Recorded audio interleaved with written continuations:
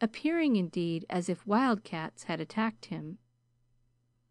The cudgel spun high in air, and catching it with an expertness acquired by long practice on the line, the boy twirled it a second, shook back his thick hair bonnily, and stepping into the trail, followed Wessner. Because Freckles was Irish, it was impossible to do it silently, so presently his clear tenor rang out, though there were bad catches where he was hard pressed for breath. "It was the Dutch, it was the Dutch. Do you think it was the Irish hollered help? Not much! It was the Dutch, it was the Dutch." Wessner turned and mumbled, "What are you following me for? What are you going to do with me?" Freckles called the Limberlost to witness. "How's that for the ingratitude of a beast? And me troubling mesilf to show him off me territory with the honors of war!" Then he changed his tone completely and added, "Belike it's this, Freddie. You see, the Boss might come riding down this trail any minute, and the little mare's so wheedlesome that if she'd come on to you in your prisint state all of a sudden, she'd stop that short, she'd send Mr. McLean out over the ears of her. No disparagement intinded to the sinse of the mare," he added hastily. Wessner belched a fearful oath, while Freckles laughed merrily. "Ho, ho! That's a sample of the thanks a generous act's always for gettin'," he continued.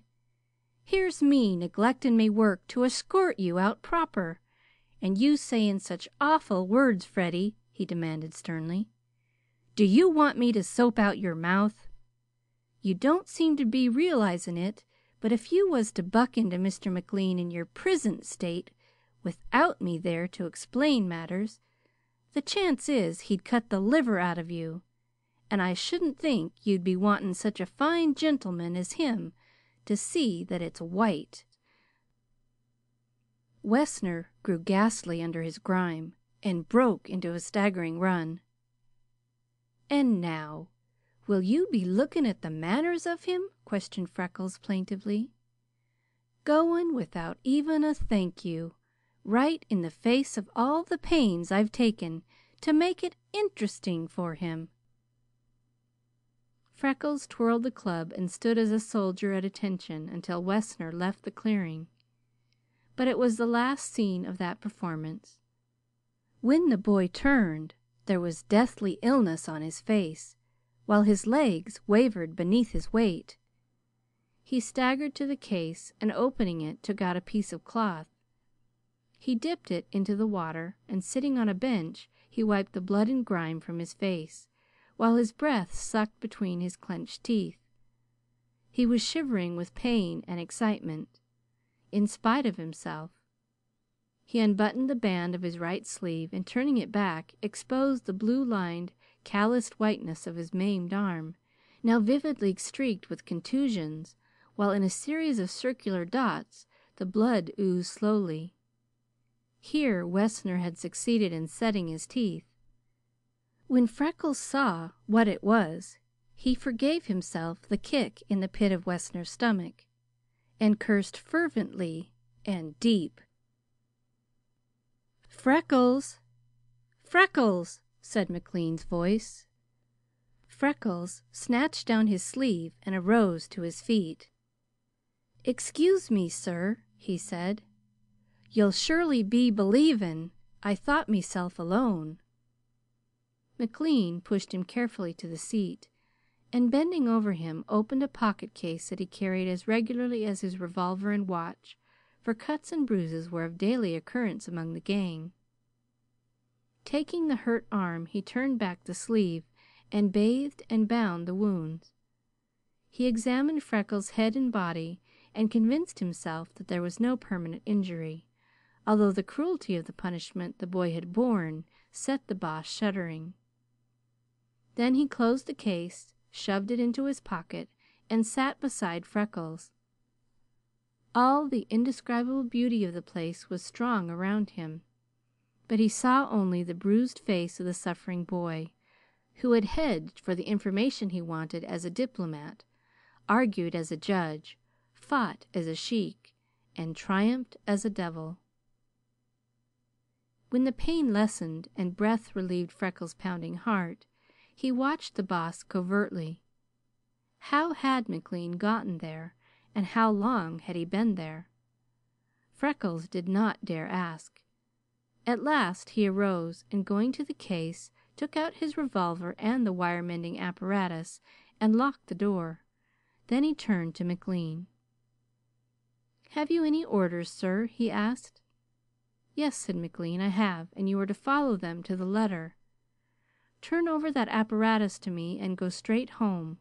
Soak yourself in the hottest bath your skin will bear and go to bed at once. Now hurry." "Mr. McLean," said Freckles, "it's sorry I am to be telling you, but the afternoon's walking of the line ain't done. You see, I was just for getting to me feet to start, and I was on time when up came a gentleman, and we got into a little heated argument. It's either settled or it's just begun, but between us, I'm that late I haven't started for the afternoon yet. I must be going at once, for there's a tree I must find before the day's over." "You plucky little idiot," growled McLean. "You can't walk the line. I doubt if you can reach Duncan's. Don't you know when you are done up? You go to bed. I'll finish your work." "Niver!" protested Freckles. "I was just a little done up for the prisint a minute ago. I'm all right now. Riding boots are far too low. The day's hot, and the walk a good 7 miles, sir." "Niver!" As he reached for the outfit, he pitched forward and his eyes closed. McLean stretched him on the moss and applied restoratives. When Freckles returned to consciousness, McLean ran to the cabin to tell Mrs. Duncan to have a hot bath ready, and to bring Nellie. That worthy woman promptly filled the wash boiler, starting a roaring fire under it. She pushed the horse trough from its base and rolled it to the kitchen. By the time McLean came again, leading Nellie and holding Freckles on her back, Mrs. Duncan was ready for business. She and the Boss laid Freckles in the trough and poured on hot water until he squirmed. They soaped and massaged him. Then they drew off the hot water and closed his pores with cold. Lastly, they stretched him on the floor and chafed, rubbed, and kneaded him until he cried out for mercy. As they rolled him into bed, his eyes dropped shut, but a little later they flared open. "Mr. McLean," he cried, "the tree! Oh, do be looking after the tree!" McLean bent over him. "Which tree, Freckles?" "I don't know exact, sir, but it's on the east line, and the wire is fastened to it. He bragged that you nailed it yourself, sir. You'll know it by the bark having been laid open to the grain somewhere low down. $500 he offered me to be selling you out, sir." Freckles' head rolled over and his eyes dropped shut. McLean towered above the lad. His bright hair waved on the pillow. His face was swollen and purple with bruises. His left arm, with the hand battered almost out of shape, stretched beside him, and the right, with no hand at all, lay across a chest that was a mass of purple welts. McLean's mind traveled to the night almost a year before when he had engaged Freckles, a stranger. The Boss bent, covering the hurt arm with one hand and laying the other with a caress on the boy's forehead. Freckles stirred at his touch and whispered as softly as the swallows under the eaves, "If you're coming this way tomorrow, be pleased to step over, and we'll repeat the chorus softly." "Bless the gritty devil," muttered McLean. Then he went out and told Mrs. Duncan to keep close watch on Freckles. Also to send Duncan to him at the swamp the minute he came home. Following the trail to the line and back to the scent of the fight, the Boss entered Freckles' study quietly, as if his spirit, keeping there, might be roused, and gazed around with astonished eyes.